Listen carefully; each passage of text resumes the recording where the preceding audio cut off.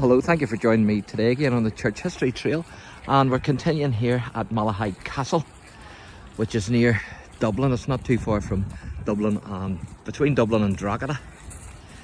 It's not too far from Drogheda, and where we are here is we're just outside the castle here. Now, I did ask to get filming inside the Great Hall, but they would not allow it. They said because of insurance or whatever, they wouldn't allow it anyway, so I can't film inside for you, unfortunately, but I can film outside. And of course the castle here has a big connection, a massive connection with the Talbot family, and of course Richard Talbot, the first Earl of Tyrconnell, is from this family. And it actually goes back even further than that, because this castle was home to the Talbot family for more than 800 years, at least this site.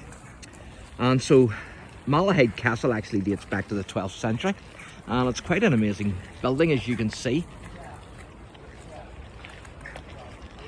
Bit disappointed that I can't get in to the Great Hall. I would love to have been able to film in the Great Hall, but such is life. This is the way it is, and at least I can get filming outside.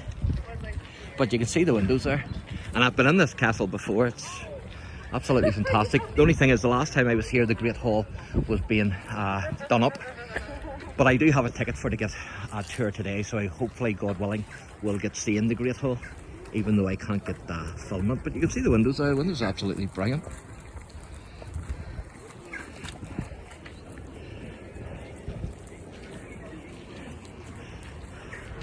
And so I'm going to take you on a wee walk, and as I take you on a wee walk, I'll give you a wee bit of commentary on the history of the castle here then. So as I say, it was home to the Talbot family for more than 800 years.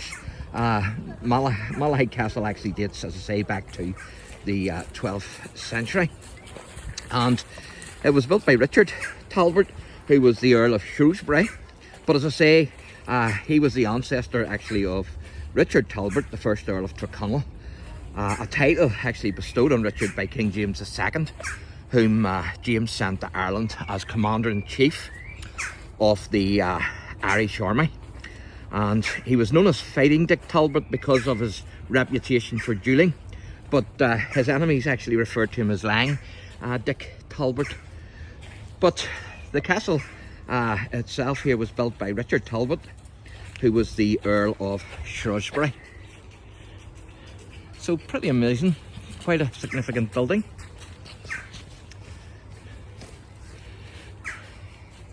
As you can see.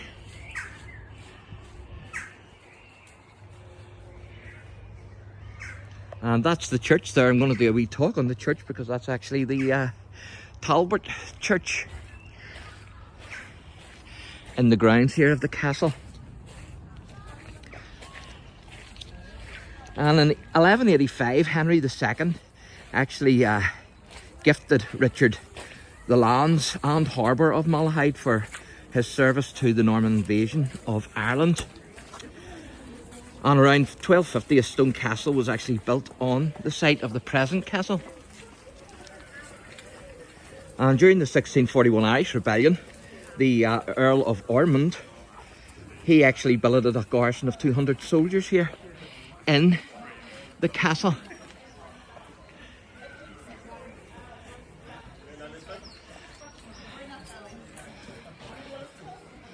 So quite amazing. And I have a ticket to get through there. That's actually into the gardens. But also then in 1649, the castle and lands were seized by troops of Oliver Cromwell, and you can see a couple of Norman knights there.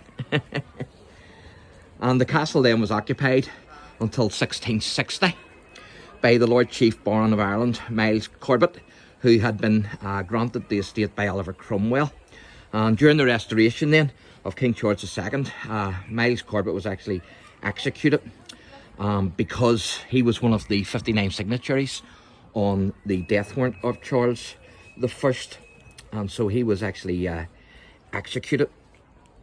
Of course, the restoration took place in 1660, and he was executed in 1662. And you can see the port cutlass there. Only that one's, well, don't know. I don't know where it goes down or not, that one. Possibly does. And you can see the doors there as well. And then that's the wee Norman Knights.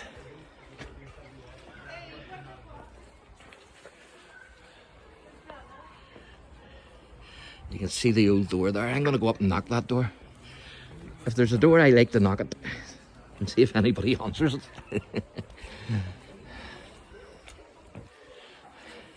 I like the door. It looks brilliant, doesn't it? It looks very... See if anybody answers it.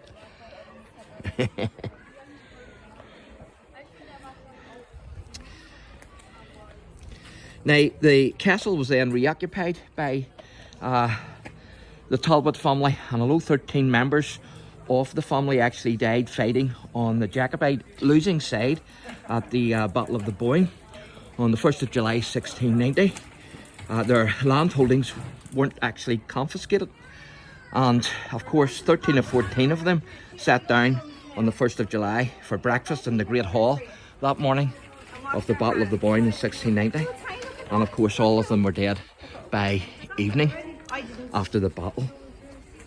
Now in 1831 the title of Baron Talbot of Malahide was created for the family, and the 7th Lord Talbot inherited the title and the castle in 1948.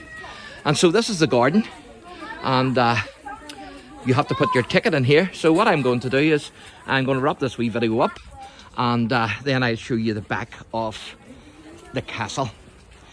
So I'll give you a wee view again of the gates and also the Normans, and then we'll wrap this wee video up. Again, thanks for watching, and God bless.